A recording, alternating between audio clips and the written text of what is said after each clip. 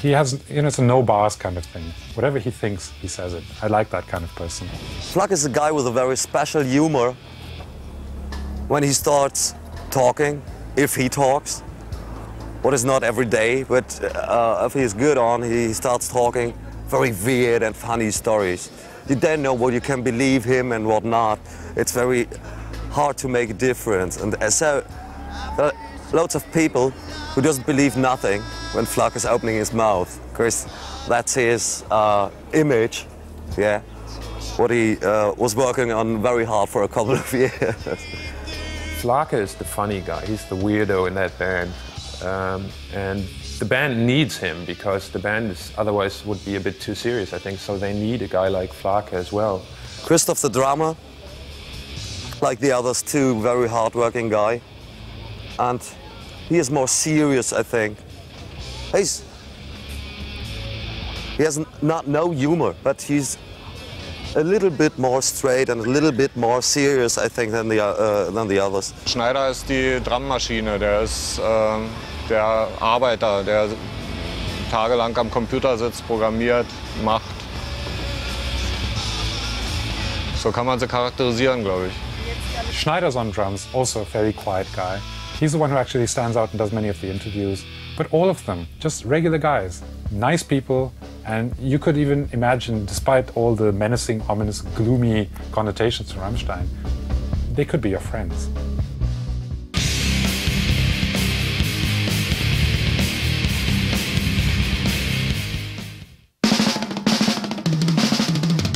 On their second album, Sehnsucht, released in 1997, Rammstein continued to work in the same disciplined way as before, utilising strict rules and structures in the construction of each song. The second album from Rammstein is called Sehnsucht. Translated into English, that would be, I really don't know if there's an actual word in English for it, but it would mean everything from being homesick, missing your girlfriend, just being away from where you grew up or where your home is, and just missing everything about it. The best song they ever wrote, I think, is Du hast. I think even in America there were high chart positions, and yeah, it's, I think, that the top of their songwriting, because they had very hard guitars in this song, and it was very catchy. There was a melody you could imagine after some seconds, and the riffing of the guitar was very, very good, so I think it's their best song.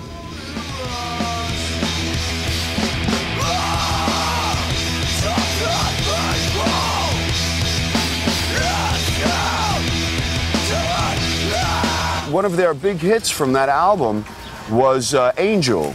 And the interesting words about Angel is that he's singing about seeing an angel that's coming down from heaven and trying to show him the way about going and proceeding his life.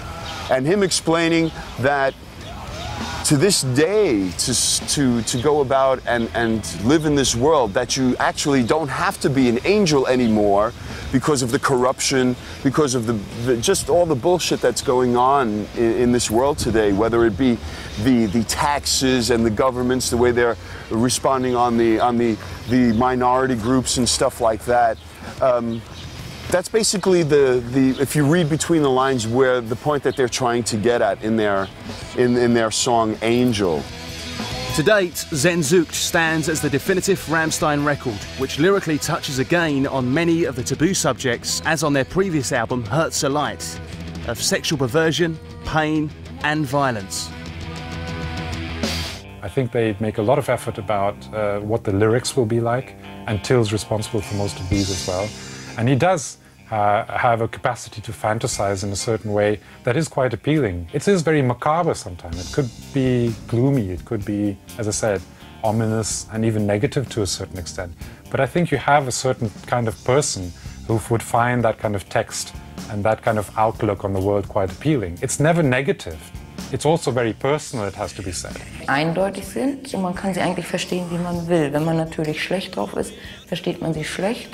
Man kann aber auch viele gute Sachen daraus ziehen. Also von daher finde ich das immer eine Interpretationssache, wie manche sich so aufgeregt haben. Aber ich habe mich da nie drüber aufregen können. Ich fand es einfach immer nur gut. Manche Ausdrücke mag ich nicht, aber ansonsten finde ich das einfach top. Vor allem die Ideen zu haben und dann dieses Düstere und dieser schüchterne Till, wie der da so eine Ausstrahlung mit mir hat, also so eine starke. Und wie überzeugend der auf der Bühne wirkt. Und auch die anderen Musiker, davon bin ich schon stark begeistert.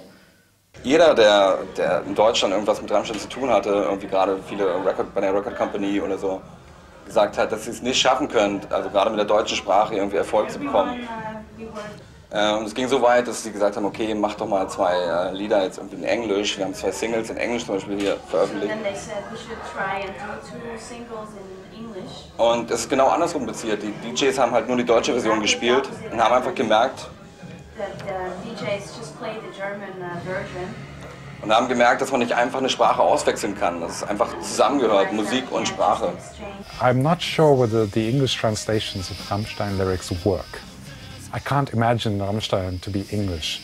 They can't themselves, by the way. They often say in their interviews, we're a German band.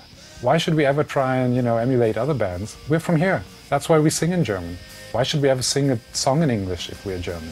It was very fresh and very new because nobody ever played that kind of hard guitar, electronic music with German lyrics, actually. Because most of the rock bands in Germany were singing English at that time. And that's pretty much what I was fascinated by. Ich glaube, die ist sehr wichtig. Also die sind auf alle Fälle sehr bekannt in Deutschland. Und es gibt ja auch schon Coverbands von Rammstein. Ja. Die sind schon sehr wichtig hier. Und haben wahrscheinlich auf die Musikentwicklung von den jüngeren Bands auf alle Fälle großen Einfluss. The way that Till Lindemann goes about singing the lyrics, he's very that's real heavy-duty German, which you would probably think that comes out of the 1935 to 1945 era, which was quite amusing, but having nothing to do with what you would think it might have to do with. So unusual is it to hear a band singing in German, and so deeply ingrained is the association between Germany and Nazism that heckles are instantly raised, particularly when the music behind is dark, oppressive, brutal and militaristic. The biggest controversy about Rammstein is actually being that most of the people outside of Germany don't understand what they're singing about.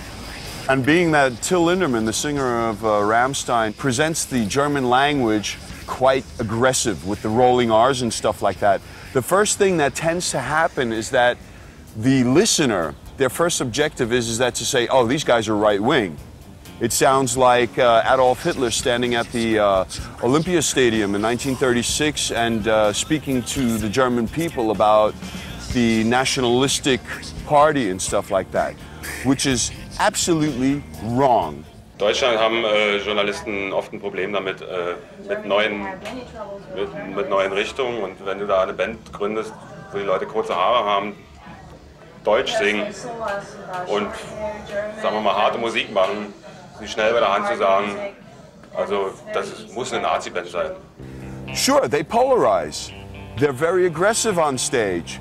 They speak the language very, very penetrative.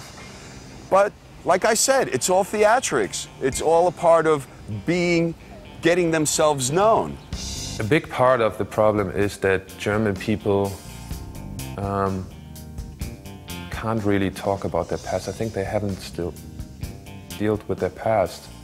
And as soon as you hear somebody singing in an old traditional way, in the German way, with a kind of a rolling R, an edgy kind of voice,